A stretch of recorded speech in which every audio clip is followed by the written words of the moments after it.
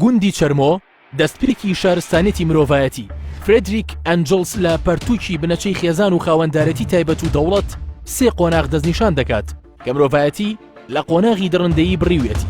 یەکەم، قۆناغی نزم.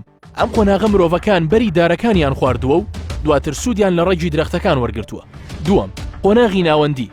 لەم قۆناغەدا مرۆڤ توانیوێتی دەستی بگات بە پەیداکردنی خواردنی دەریایی.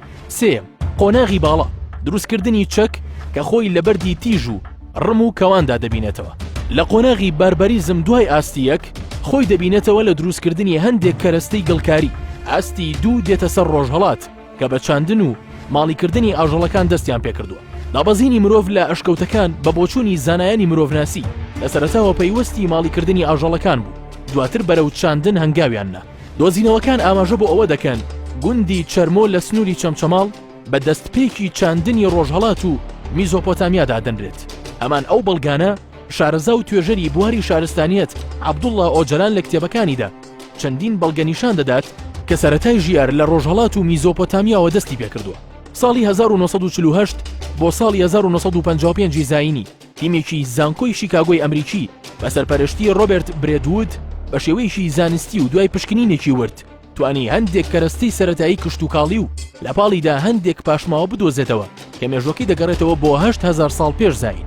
وەرزی چوارەمی پشکنین بڕیار بوو ساڵی 1958 ئەنجام بدرێت، بەڵام بەهۆی ڕۆژی 14 تەمموز کە سیستمی پاشایەتی لە عێراقدا گۆڕدرا بۆ سەرۆکایەتی پرۆسەی گەڕانەکە ئەنجام نەدرا.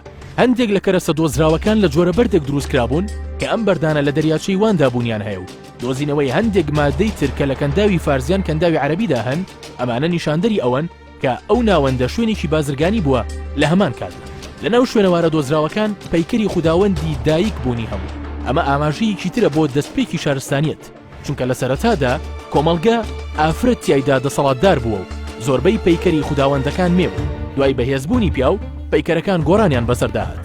لە ئاستی جیهاندا گوندی چەرمۆ لە پلەی یەکەمی ژیاری مرۆڤایەتیدا شوێنی گرتووە، بەڵام لە ئێستادا گوندی بێستانسوور لە دەشتی شارەزوور هاتە ڕیزبەندی یەکەمەوە.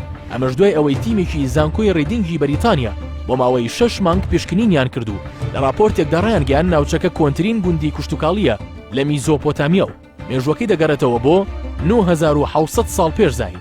تیمەکە لەلایەن پرۆفیسۆر ڕۆجەر ماتیۆس سەرپەرشتی دەکرا.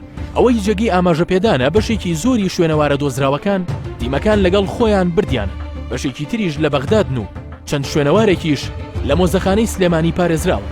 گوندی چەرمۆ بە دووری 15 کیلۆمەتر دەکەوێتە ڕۆژهەڵاتی قەزای چەمچەماڵەوە لە پارێزگای سلێمانی. لە کۆندا بەپێی سەرچاوەکان نزیکەی 35 ماڵی تێدا نیشتەجێ بووە و زیاتر لە 300 کەسی تێدا ژیاوە.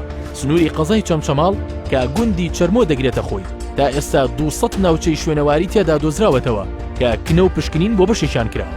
بەشێک لە شوێنەوارەکان بریتین لە بەردەبەلەکە، کەریم شایر، قەڵای لۆگردان و قەڵای سپی حەسار.